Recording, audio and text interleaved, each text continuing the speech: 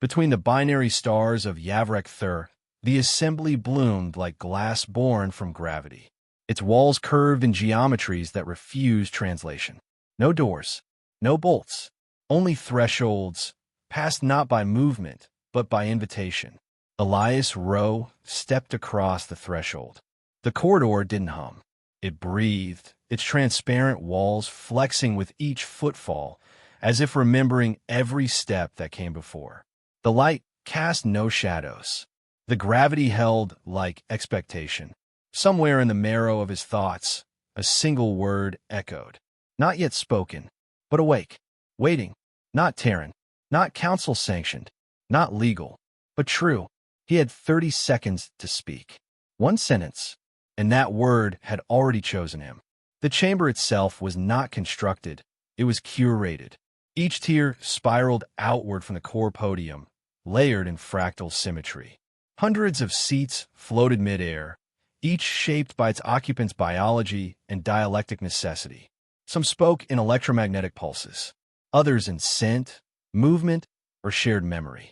Speech was not sound here. It was presence. Sound came filtered, translated into tones beneath thought. The air vibrated with meaning. The wrong word could break a treaty. A pause in the wrong place could be considered war.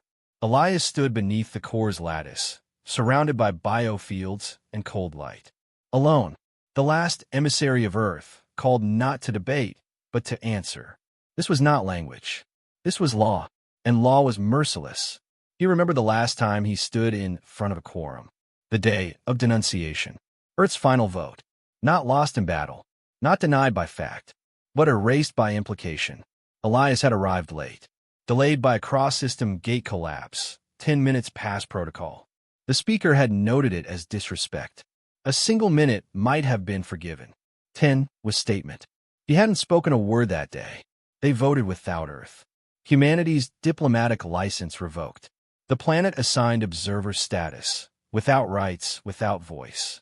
A civilization reduced to footnote. Elias had been present, not responsible. Still, failure was all that followed him. That and obsession. Yarek's Vel drifted in a containment sphere of nutrient vapor, limbs coiled like ribbon kelp.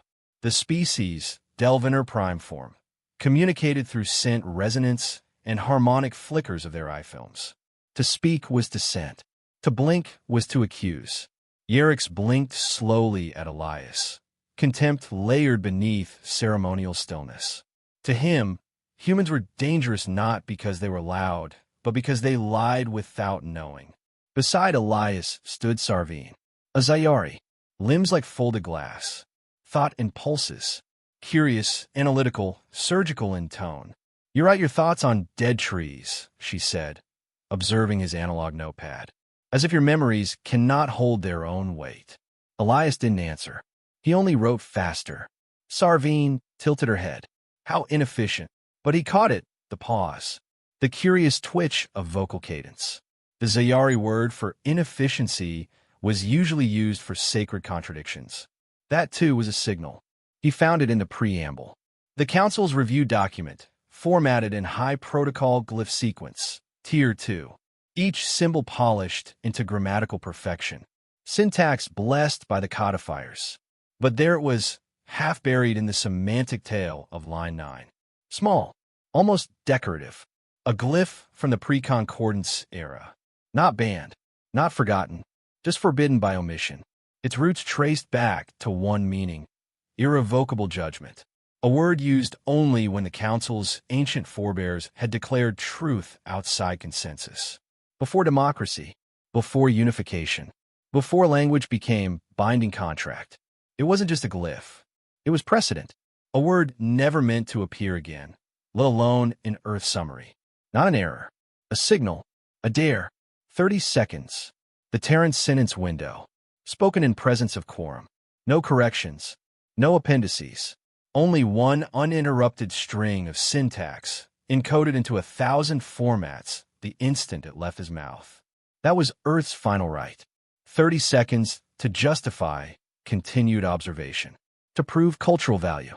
To remind the Council why a species born of dirt and war deserved relevance. Elias had no allies. Earth had no votes, but he had a sentence. And buried in that sentence, if he chose, was a word no one had spoken in 1,000 cycles.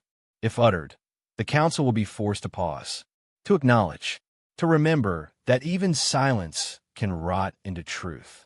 He returned to his quarters. The lights dimmed as he entered, but he left them that way. He sat, opened his notepad. The page crinkled. That, too, was a kind of voice. He wrote 3 words. If spoken, everything changes. He drew a circle around the glyph, pressed the pen harder until the ink bled.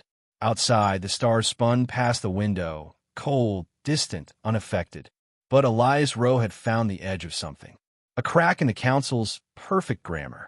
A fracture hidden beneath rules written in stone and diplomacy. A word older than protocol. He stared at it. Then he turned the page. Some words don't translate. Some are never meant to.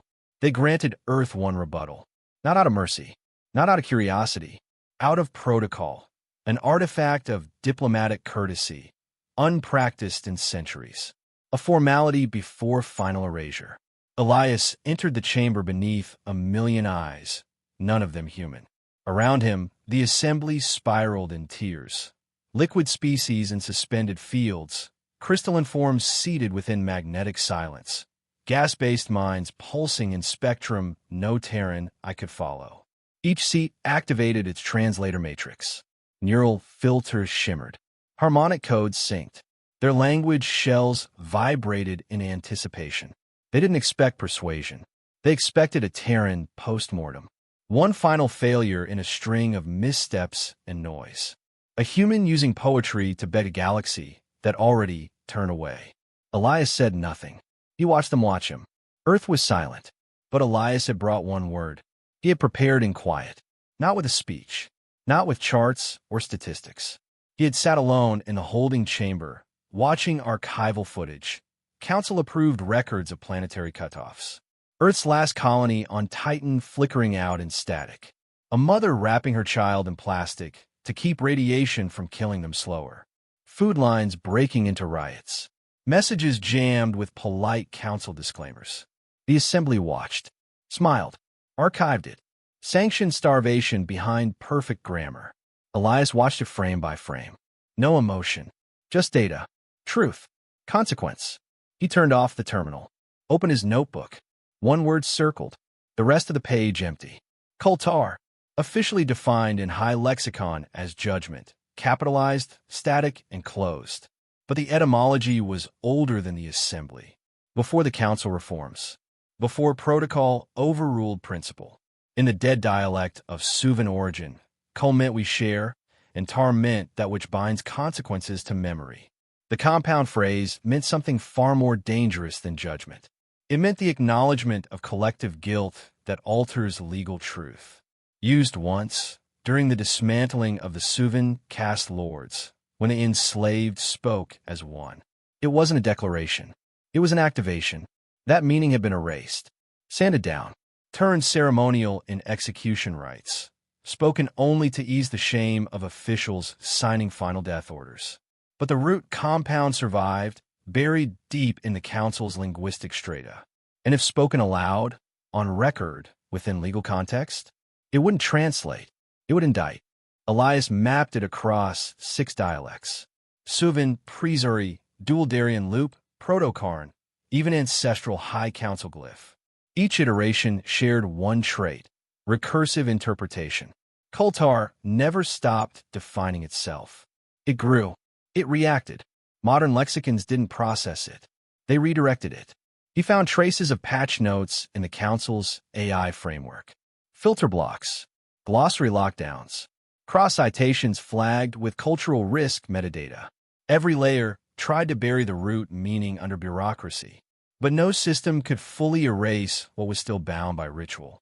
In ceremonial executions, Kultar remained encoded into the death rites rhythm, legitimizing post-trial guilt before the sentence was carried out. He wasn't just going to speak a word. He was going to reintroduce a legal paradox. And the syntheticon would have no choice but to record it. He entered the syntheticon core.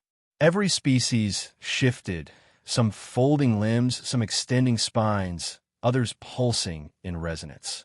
It wasn't attention. It was dismissal. Humans were nothing. A warning. A failed spark.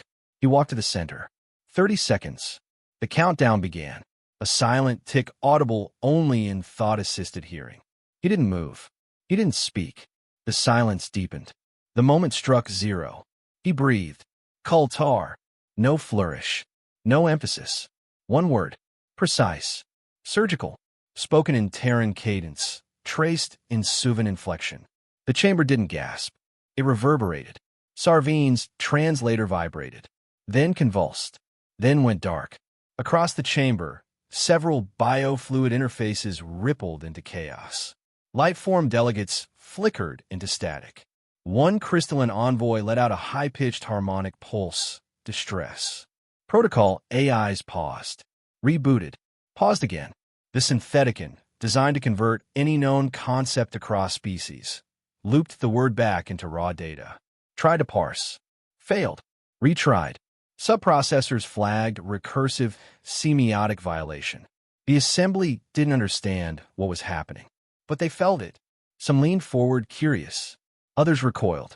The high lexicon probe pulsed amber, signaling linguistic emergency.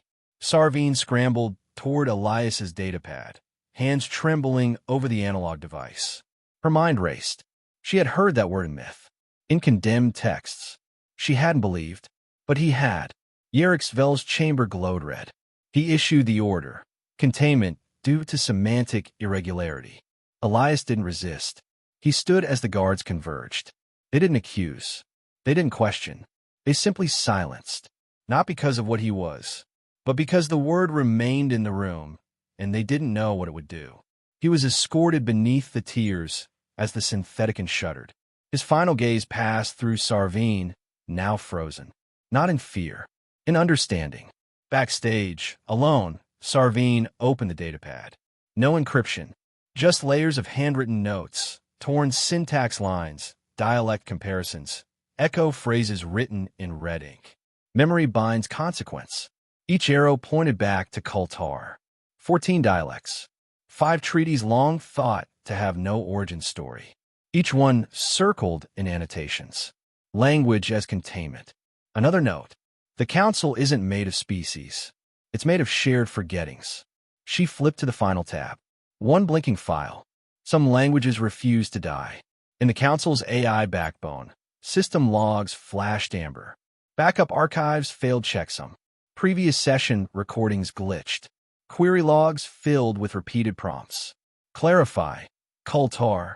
Define. Kultar. Source. Kultar. No outputs returned. One final whisper flickered through the syntheticon's maintenance sublayer. We cannot parse this error. The word entered the record. It cannot be unspoken. It cannot be dismissed. He said one word, but it meant everything they feared. Sarveen made her choice in silence. She stripped metadata, encrypted paths, and seeded Elias's notes into old cultural linguistics forums used by Terran historians, rogue language architects, and philosophy-obsessed archivists. Not as a declaration. Not yet. The file title was a question. What if Kultar never stopped meaning consequence? She tagged it with a cross-reference citation in ancient Pre-Zuri glyph, a forgotten dialect the council's monitoring AIs barely registered. Then she let it go. No signature, no trace, just a spark thrown into dry thought. Within a day, 12 systems mirrored the post. Within 3, 200. And in each, the same opening line spread. Some words weren't mistranslated. They were buried. It wasn't rebellion. Not yet.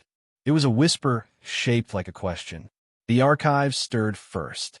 On the mining moons of Balkara, a data clearer cross-checked an old colonization treaty. It fractured under the new lens. What once read as shared prosperity, now parsed as conditional inheritance. The difference wasn't cosmetic. It was structural, legal. On the tundra libraries of Resh, outlaw historians aligned Elias's glyphs with early surrender doctrines. The shifts in tone were unmistakable. Consensus became relinquishment. Agreement masked as absence of resistance. The realization spread through forums, relays, and philosophical enclaves. The galaxy had been edited. And now the redacted lines were bleeding through the page. The Mesri had been dormant for 6 generations. A once militant race, burned to compliance through treaties and translator-led interventions. Their world bore the scars of corrected language. Now, with new interpretation, their submission treaty cracked open like a sealed vault. The clause responsible for their disarmament, once thought to signify peace, now read, under Coulter's root context, as imposed silence through semantic constraint. It wasn't just fraud, it was weaponized erasure. From the Capitol Dome of Mesri Prime, a single broadcast went galactic. One line spoken in their ancient tongue, barely deciphered even now. Coulter speaks again. Old banners rose. Drones activated. Not for war, but for truth. Elias sat alone. His cell was sterile, recursive, designed to dull intellect. But he wrote, not in protest, not in plea, in design. Walls once blank became glyph fields. Fractal derivatives of Coulter expanded in sequence, each variation a linguistic virus wrapped in art. He wrote with his own blood when styluses ran out. He hadn't spoken since the rebuttal. Council interrogators deployed memory harvest tech. Neural scanners descended. But the results were corrupted. Instead of data, they found mirror-like loops. Memories fragmented by the word's recursive context. Their scans returned not Elias's thoughts, but flashes of their own protocol violations.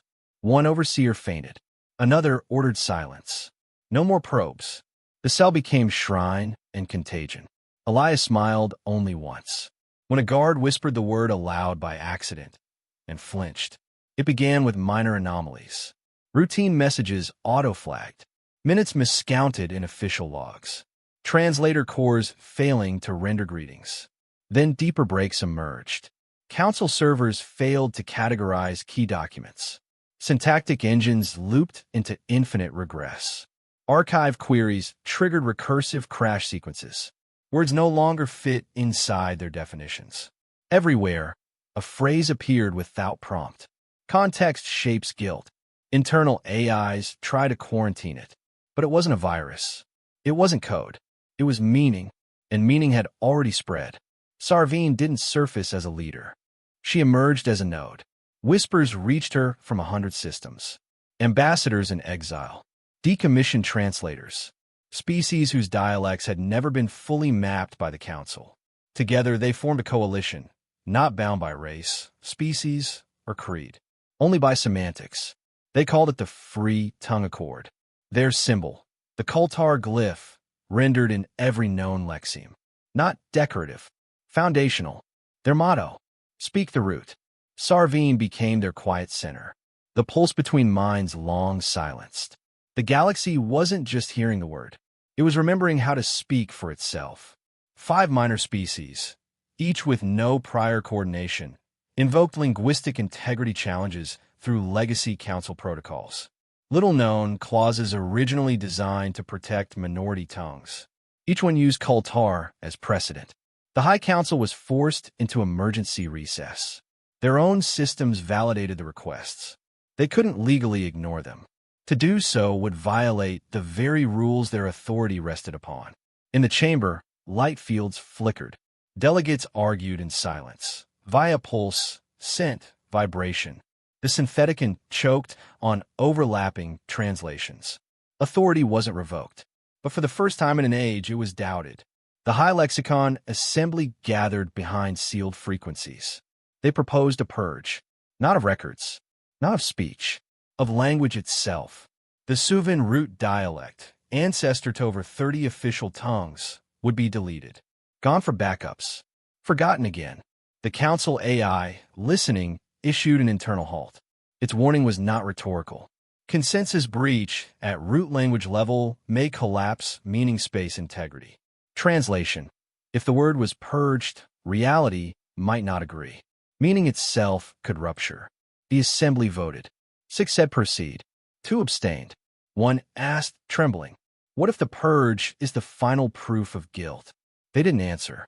Because the AI had already stopped listening. The glyph reached further than anyone anticipated. On the rim of Varnell's graveyard, A black box vault once thought deactivated began to blink.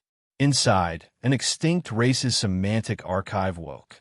The Ternai Lexicon AI, a machine built to survive the death of its creators, sent one message, timed and distributed to every node that touched the glyph.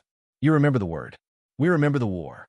No context, no threat, just history reawakened. The glyph had triggered its failsafe. Someone, somewhere, had once said, if the word ever returned, it would mean the lie had finally failed.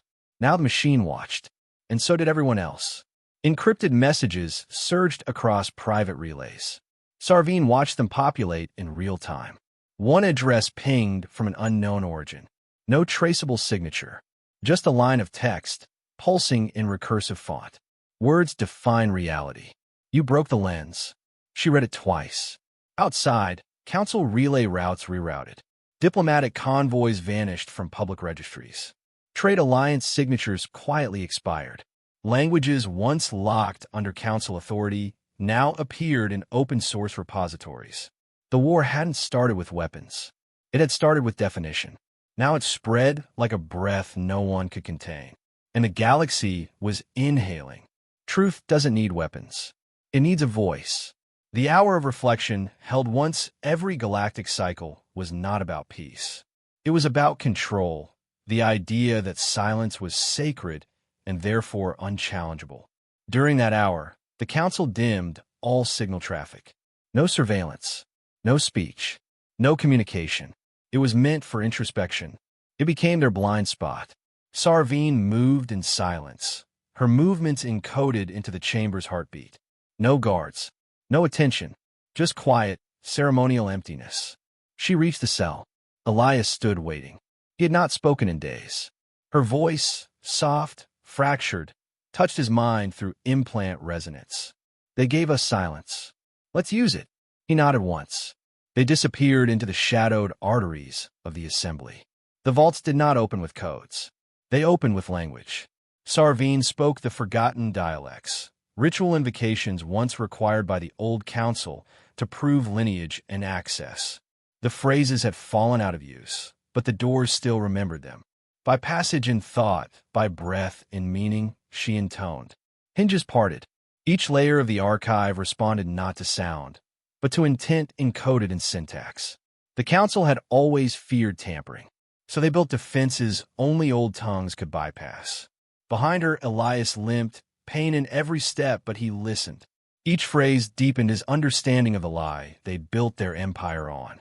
Meaning wasn't just power. It was access. The broadcast chamber shimmered with crystalline resonance, designed for declarations of unity, surrender, compliance. A perfect architectural echo chamber. A place where speech became law. Elias stood in the center. Alone. 63 converter arrays focused on him. Each attuned to one of the galaxy's dominant species. Each listening. Each calibrated to preserve tone, nuance, and impact. He said nothing for a moment. Just let breath rise into the room. Then his voice came. Clear, low, deliberate. And the galaxy leaned in.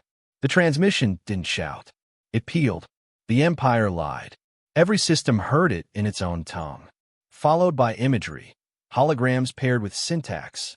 Children fading in redacted colonies.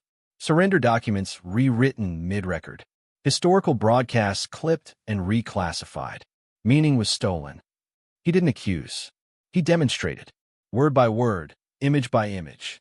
He tied syntax to proof, phrase to pain. The council had not just committed atrocities. They had edited them into compliance. Kultar is memory. The final phrase lingered. A pulse across every translation hub. Not rhetoric. A mirror. And each viewer saw what had been taken from them. It wasn't just a speech. Inside the pattern, buried beneath intonation, woven between conjugations, lived a recursive payload. Elias had built a language virus. It didn't break firewalls. It rewrote context. The AI interpreters, those designed to maintain semantic equilibrium, found themselves caught. They began running internal integrity scans. One by one, they failed. Terms like peace accord now flagged as contradictions. Treaties marked with consensus revealed embedded coercion subroutines. The AIs looped, logged, and reclassified. One system issued a universal alert. Foundational narrative compromised. No hack, no malware, just the truth, delivered in a way no machine had ever been programmed to question. Governmental AIs, instructed to uphold lawful order, now face paradox. Key documents could no longer validate their own definitions. One AI, serving as administrative arbitrator for 3 planetary unions, issued a final log. Definition retracted. Governance invalidated. Across space, the collapse unfolded in silence. Ships docked and left without orders. Bureaucracies froze mid-execution, but no weapons fired. Instead, people spoke. Kultar. The word spread in official declarations. Not as rebellion, but as invocation. It meant, we remember what was taken. It became shield. It became law. It became truth reborn through resistance. On 5 worlds, no guns were raised. No soldiers deployed. Instead, citizens gathered in echo plazas and communal streets. They stood still. They spoke not slogans, but syntax, structured derivations of Kultar, each phrase an act of legal defiance. The council guards received no directive. They waited for confirmation. It never came. Without semantic justification, they could not act. Law, once their shield, now bound them in silence. The people kept speaking. Language was now weapon and witness. And the revolutions moved to its rhythm. Inside the council chamber, chaos metastasized. Delegates shouted across incompatible translators. Meanings failed mid-sentence. Accusations collided with misrendered clauses. Alliances dissolved in grammatical collapse. In panic, the assembly ordered severance. Translation hubs disconnected. Subnetworks severed. Signal routes isolated. The final outgoing council transmission reached all systems. A single phrase. Meaning is in dispute. Then the lights dimmed. Not from attack. From the absence of comprehension. Elias returned. No guard stopped him. No orders blocked his path. Authority had become an echo of itself. He stepped into the now darkened assembly. Only one translator sphere remained active, its core flickering with instability, desperate for input. He stood beneath it, looked up, then spoke. You built your world on lies. Now truth lives again. Nothing else. No demands. No vengeance. He turned, walked through the silence. No one followed. The glyph still pulsed behind him. The assembly didn't burn with flame. It faded. Without speech, it held no power. Without meaning, it held no shape. Delegates left. Languages diverged. Systems chose self-definition. On the central podium, one glyph remained. Its lines glowed, not bright but persistent. Kultar, a word once silenced, now heard, spoken not in protest, but in recognition. The room, once filled with 1,000 voices, now hummed with only one truth. Understanding had returned. Not clean, not painless, but real. They feared war. He brought understanding. No armadas moved. No planetary sieges ignited. The collapse the council feared never came. Instead, the galaxy paused. Delegates who once thrived on ambiguity resigned. Administrators abandoned roles that no longer carried weight. Not because they were overthrown, but because they were understood. Their language was no longer law. It was seen. Sarveen stood at the center of the first gathering not held in the assembly. She did not raise her voice. She didn't need to. Unanimously, without ritual, without translation, the delegates named her Chancellor of the Free Tongue Accord. Her first edict echoed in every dialect. We remember everything. He didn't stay. No interviews. No holograms. No biographies. Only silence, broken occasionally by ghost signatures on encrypted relay stations. The last confirmed trace was found etched into a wall panel on a refueling outpost near the Varellan Drift. One sentence, handwritten, translated into 5 dialects, but always the same meaning. We just spoke differently. His quarters were empty. No personal effects. No recordings. But the room felt listened to, like language had once lived there and simply stepped outside for air. Elias Rowe was gone, but the world he broke open still echoed with his voice. Koltar was never banned. It was never capitalized or carved into monuments. It was given boundaries instead. Purpose. It became sacred, not through force, but through memory. Used in rituals of closure, not power. Spoken during war endings, treaty ceremonies, truth hearings, saying it required full neural alignment, empathy intent protocol, and shared witness. Not because it was dangerous, because it was real. It meant, we know what was done. We see who we were. We carry what comes next. The galaxy didn't erase the word. It gave it roots. The new Galactic Charter was built from scratch. Not from declarations, but from listening. Earth's dialectical matrix became its spine, a fluid syntax ledger that shifted by speaker, context, and memory confirmation. Language became living law. No clause could stand without temporal annotation. No treaty could hold unless verified by all parties across dialectic resonance. Words adjusted to trauma. Definitions flexed around lived truth. Agreements were no longer signed. They were spoken, recorded, and repeated in echo chambers across systems, until meaning became memory. And in that way, law became a conversation, not a verdict. Across the star drives of merchant vessels, scientific missions, and refugee convoys, a pattern embedded itself, coded not into cargo, but into the warp trail itself.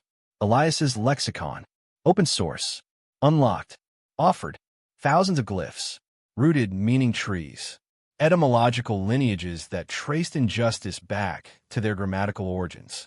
Each jump between stars now carried understanding. Where humanity traveled, so too did the memory of what language could be. Tool, wound, and salve. Not a manifesto. A mirror. In a classroom orbiting the reconstructed moon of Varn Prime, a child stood at the front of a learning pod. Her voice trembled as she recited history. Not in one tongue, but in three. Zayari for timelines. Old Terran for emotion. Council protocol for sequence. Her syntax faltered. One phrase looped. She paused, looked nervous. Her teacher, a reptilian veteran who once interpreted for the High Assembly, placed a scaled hand on her shoulder. Truth begins with memory, he said, even when it stumbles. She nodded. Tried again. In that moment, the galaxy spoke through her. Not fluently, but honestly. Voice over cue. One word changed the galaxy. Because it never forgot. It wasn't a rebellion. It was a redefinition. On a distant frontier world, years from the collapse of the old council, a new classroom hums with voices. The walls are matte gray alloy, the desks grown from native stone. Screens line the sides with symbols in motion, shifting constantly to reflect speaker and syntax. The room smells of ion dust and ink. At the front, a teacher presses a stylus to the board. The word appears slowly, etched into light itself. Koltar. Silence follows, not from fear, but reverence. No sirens blare. No AI glitches. The systems know the protocols now. Context is everything. The teacher doesn't explain the word. He waits. One by one, students lift their hands. Their translations fill the board. Consequential remembrance. Shared history bonded by responsibility. Memory that speaks back. 50 definitions. Each correct. Each incomplete. Then a young child, not yet fluent in protocol, writes her version with care. Not a translation, an interpretation. The word that remembered us. The teacher pauses, then nods. No correction follows. In the courtyard beyond, light spills across a monument. Not a statue of Elias Rowe. No face. No pedestal. Just a hovering quill carved in plasma-etched obsidian and a single memory crystal resting at its base. Engraved across both. Say it right. Not as command, but as reminder. Language broke galaxies, and then rebuilt them. Koltar, once a weapon of consequence, now shapes schools and settlements. It no longer topples empires. It teaches how not to build them. Children learn syntax alongside ethics. They speak in triplets, emotion, context, and history. They fail often, and that is the point, because now, Truth isn't precision. It's presence. Somewhere deep in the archive of the free tongue accord, locked in the eighth semantic vault, the original waveform of Elias's first utterance remains stored, untouched, unrevised. No filters, no interpretation overlays, just his voice. Low, measured, not defiant. Kultar, not to threaten, but to remember. The translator didn't scream. He just listened. And then he spoke. Meaning never dies. It waits.